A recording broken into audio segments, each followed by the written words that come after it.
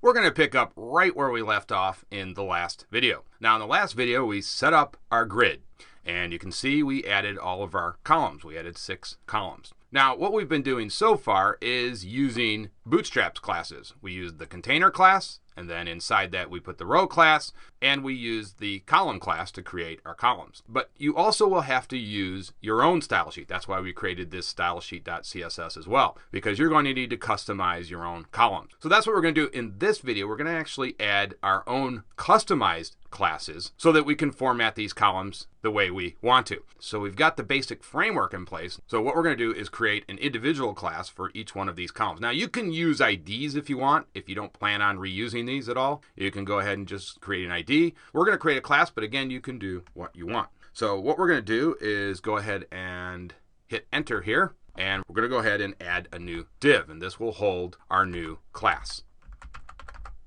And we're going to call this col1 for column 1. That will be our first class for this first column.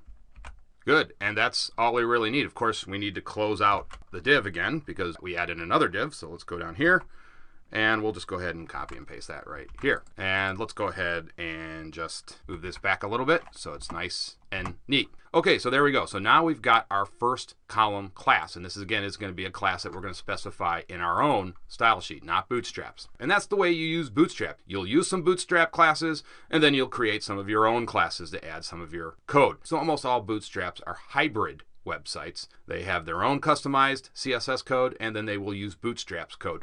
Okay, so now that we've got our first column set, let's go ahead and we're going to copy and paste this into the rest of our columns so we don't have to retype everything. Remember, copy and paste is our best friend. We don't want to have to type everything out, do we? No. So let's go ahead and we'll just highlight this portion, hit copy and paste, and there we go. We've got that all set. We just need to make a unique class here, so we're going to update this and make this 2. There we go. And let's just follow that same procedure for the rest of these columns. Oops, and I need to update the text as well.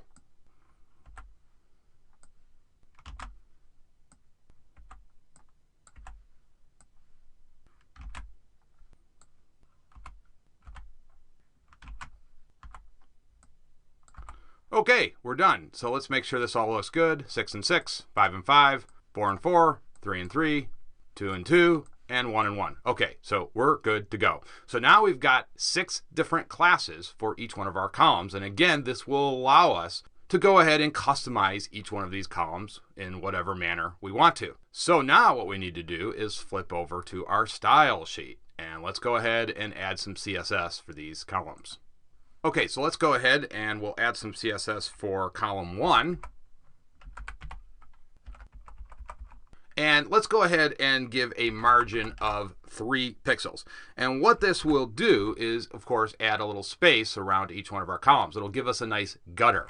So we're going to go ahead and do that. And again, we'll make that 3 pixels, but again, you can make it whatever you want.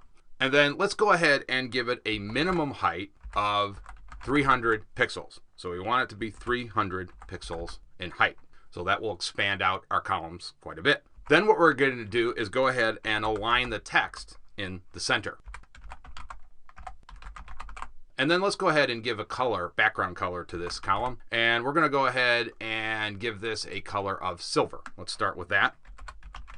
And there we go. Now let's go ahead and copy and paste this. You know what? We need a dot in front of this. This, of course, is a class. You can see how I always make mistakes, and so that's why you should never feel too bad about making mistakes. I make them all the time. The trick is finding the mistakes when you make them. Okay, so let's go ahead and just copy and paste this, and we'll go down here. We're going to keep this the same, but let's add a different color to column 2. You don't have to use these colors. Obviously, you can use whatever color you want, but I'm just going to go ahead and make this green. And we need to make this column 2.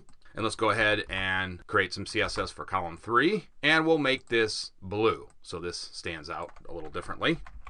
And we just have 3 more columns to go here. So let's go ahead and create some code for column 4. And let's make this red. And we'll go ahead and create the code for 5. And let's make this dark green. And last but not least, column 6. Well, let's go ahead and we'll make this one orange. How about that? That column will be orange. Okay, there we go. I think we've got this all set and it looks correct. So let's go ahead and hit save. Let's go back to our index.html and hit save there. Let's load up our page and we'll see what this looks like. Hopefully it works. And it did. Take a look at that. That looks really good. See, we've got this nice margin now between our columns and we've customized them. The text is centered. We have all of these different background colors. And now we can really see how Bootstrap works very nicely. So I'm going to go ahead and minimize this and it should, yep, see, look there. Look how nice Bootstrap handles that. It now created a tablet view or a more mobile-centric view for our elements. You can see how nicely it handles that. And look, it keeps the appropriate size. Take a look at that. Everything is nice and sized. Look how it automatically adjusts the width of the columns perfectly. I mean, it's just perfect. Take a look at that. And if we expand it back out, then we get our nice desktop view as well. All right, so this is a good start. I will see you guys in the next video.